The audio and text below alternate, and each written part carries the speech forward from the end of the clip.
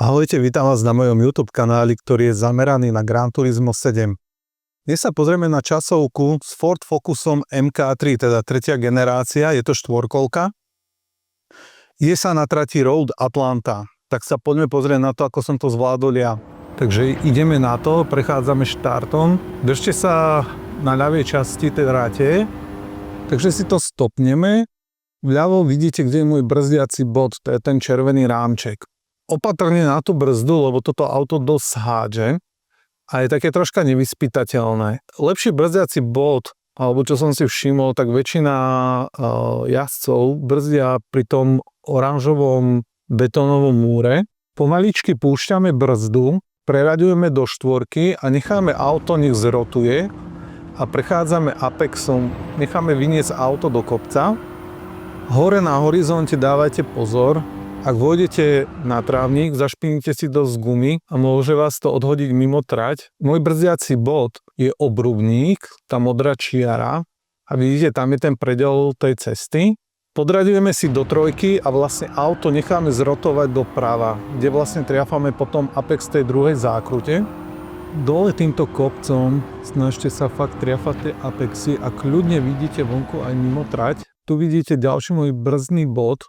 Prechádzal som obrubníkom dosť mimo trať, ale to auto sa mi potom viacej zrotovalo vlastne doľava do toho ďalšieho apexu, kde ma až tak potom nevynieslo. Troška som tu stratil čas, to musím uznať, lebo jemný šmik som dostal. Ďalším brzdným bodom je ten strom. Dáme plnú brzdu a pomaličky púšťame brzdu. Nemusíte tak skoro preradiť na trojku, pretože ja som tu spravil chybu, tým, že som preradil skoro na trojku, mi auto zrotovalo a tým pádom som dostal jemný šmík, kde som stratil nejaký čas. Trojku nechávame stále zaradenú, nepreraďujeme do dvojky, do tej ďalšej zákruty. Snažíme sa trafiť ten apex presnejšie, maximálne choďte na ten obrubník pravými kolesami.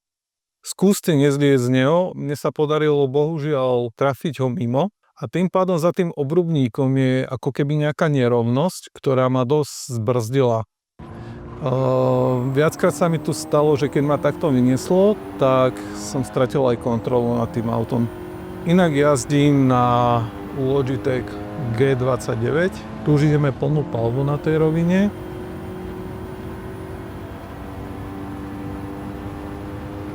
Dobre, dostávame sa poslednému esíčku. Tu môj brzdný bod bol pred označením 300, ako vidíte tam tú tyčku na plote. Ja som si najskôr podradil, nech mi motor vlastne zbrzdí auto. Pomaly som púšťal plyn, aby ma tak veľmi nerozhádzalo, lebo naozaj toto auto je fakt, že nekľudné, aspoň ja som mal taký pocit. Tesne za tabulou 100, ako som míňal, tam je taká elektrická budka biela, ako vidíte vpravo, ako je tá lampa. Tam som si podradil do trojky, dal plnšiu brzdu a pomaličky púšťal brzdu, nech mi auto krásne zrotuje. Takže mi zrotovalo krásne do apexu, možno až troška veľa, ako som chcel, ale pekne ma to vlastne vynieslo. Tu na konci sa mi troška splašilo auto a ten apex som trafil, že asi cez, že asi ale určite. No a potom už sme vošli do cieľa. Čas 1 minúta 33 sekúnd a 176 stotín. Nepovedal by som, že to je neviem aký super čas, ale je to zlato, takže je to splnené. Ja zvyčajne, keď jazdím, tak si zistím, kde sú tie penalizácie, lebo naozaj v tejto hre tie penalizácie ako za mňa sú že katastrofa, takedy ich občas nechápem. Takedy prejdem po jednom obrubníku 5 krát a keď idem 6 krát, tak zrazu mi to dá penalizáciu. Nechápem, prečo je to tak. Ale je to tak. Mal som tu čest jazdiť Ford Focus MK3 aj v reálnom živote. Díky, Mišo. Jazdil som ho aj na Slovakia ringu a nezdalo sa mi, že by bolo práve takéto nekľudné ako v tejto hre. Ale ak máte iné skúsenosti, poprípade vlastníte MK3 a išli ste túto časovku, tak mi kľudne napíšte do komentu, aký vy máte z toho pocit z tohto auta v hre a aký v skutočnosti. Takže teraz vám pustím video, ako som išiel vlastne bez stopnutia. Pohľad bude zhora na auto, aby ste videli, kadiaľ som prechádzal vlastne zákruty, kde som spravil po prípade chyby. čomu sa vyvarovať.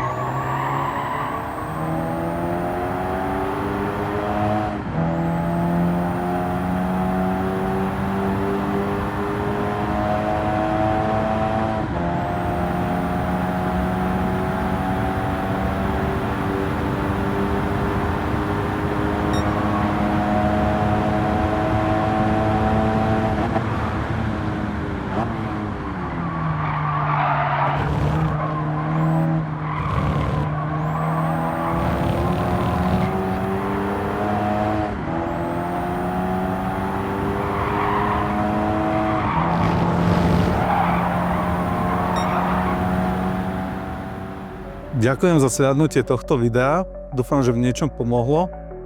Po prípade, ak máš nejaký komentár, kľudne napíš. Dúfam, že ste túto časovku ešte stihli. Ak sa vám toto video páčilo, dajte like, kľudne môžete dať aj zvonček, keď vidú ďalšie nové videá. A po prípade dajte aj sledovanie. Takže díky, vidíme sa na budúce.